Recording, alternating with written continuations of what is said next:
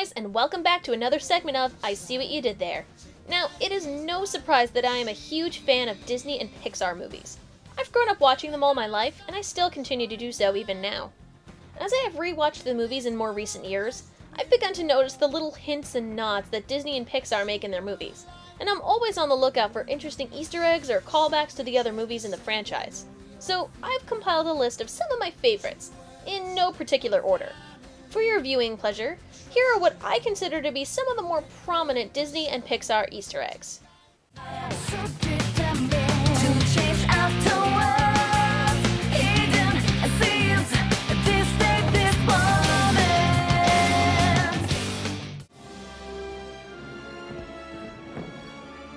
Now, anyone who has seen the first Toy Story movie will recognize the Pizza Planet delivery truck Buzz and Woody travel in.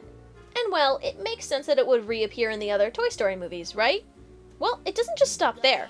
The truck makes a cameo appearance in every Pixar movie, with the one exception of The Incredibles. Because, you know, it's not like there's a large city scene or road shots that could be used for this. Oh. Wait. In any case, the truck continues to make an appearance, and here is hoping that the tradition continues.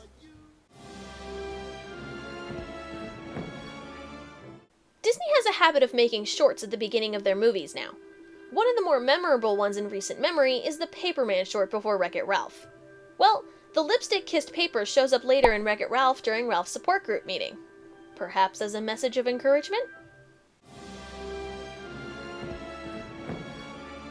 Speaking of papers in the background, in the trailer for Big Hero 6, we can very quickly see a wanted poster for Hans, the villain from Frozen. What has he been up to on the run?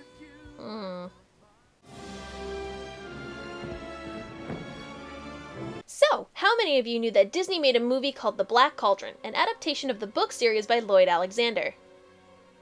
Yeah, I didn't think so. It was a box office failure, and Disney kinda disowned it for a while, as it nearly led to the destruction of Disney before its comeback with The Little Mermaid in 1989. History lesson aside, at one point the main characters stumble upon a group of fairies. If you look closely, you can spot Tinkerbell hanging around. Hey, aren't you supposed to be in Never Never Land, Tink?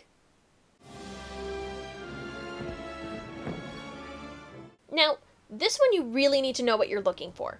In the Pixar films, the phrase A113 makes several appearances in the background, such as Andy's mom's license plate number, or the model number of the scuba diver's camera in Finding Nemo.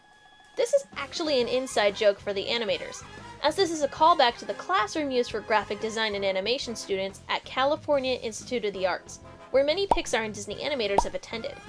This isn't just a Pixar thing either, as the phrase has appeared in other media the animators have done, such as The Simpsons or Rugrats. What started as an inside joke has now turned into a giant game of I Spy.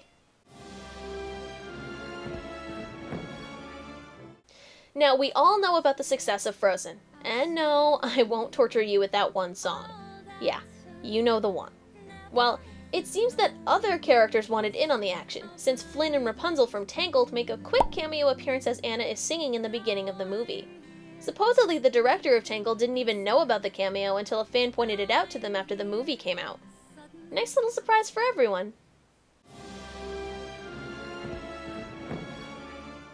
It's too bad we never got to see Ariel's part in the concert at the beginning of The Little Mermaid. It's even more disappointing for Ariel, however, because she had a few unique guests attending. In one of the background shots, you can see Mickey, Donald, and Goofy are all attending the concert. And to think, they even learned to breathe underwater to see this. In Aladdin, the Sultan is known for his childish antics, and throughout the movie we see him playing with various toys. He's a real collector too, because as you can see, he has a figure of the Beast. Now, I wonder what else he has hiding in that palace. The little girl from Monsters, Inc. is very cute, and although we don't see her room that much, we can tell she is a huge collector of various Pixar merchandise. In the few minutes we are in her room, she shows Sully her Jessie doll, her Nemo stuffed animal, and even the Luxo ball, one of the mascots for the Pixar company. Nice! Wally can give Boo a run for her money though, as he has also collected a variety of things, from Rex to Ham, a Buzz Lightyear lunchbox. He even has a Frozone bobblehead in his truck. Lucky! In Beauty and the Beast, when Maurice is lost and looking for directions, he looks at some signs in the road. Apparently, California isn't that far from France, because 2 of the signs are for well-known locations there. One is Anaheim, where the Disneyland park is, and the other is Valencia, the location of the California Institute of the Arts, which I talked about earlier. Too bad he missed out on the rides. Speaking of rides, Disney doesn't just make references to other movies. Sometimes they like to make nods to their theme park rides. In Hercules, when the Muses are singing to Meg, at one point they are presented as singing head busts. This is a nod to the singing heads at the Haunted Mansion ride. The heads do make an appearance in the actual Haunted Mansion movie, but we don't like to talk about that. Some of the crew for Lilo and Stitch also worked on the Mulan film years earlier, and you can see their love for it here.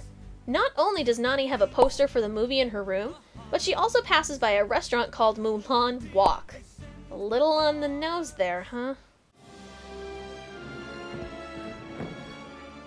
In several of their movies, Pixar uses the same made-up companies. These include By and Large and Dinoco. Let's hope they don't go out of fake business. This last one I'm pretty fond of because I found it completely by accident.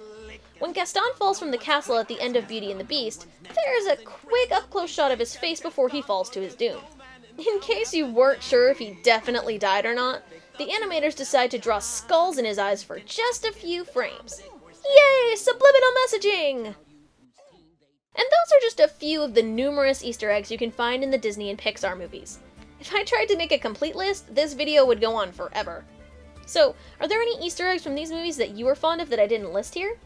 Post in the comments below if you'd like for me to make another video in the future with even more Disney and Pixar Easter eggs. Or, feel free to email me at screenshots.kaluna@gmail.com. I'm Kaluna, and thanks for checking out this week's I See What You Did There. See ya!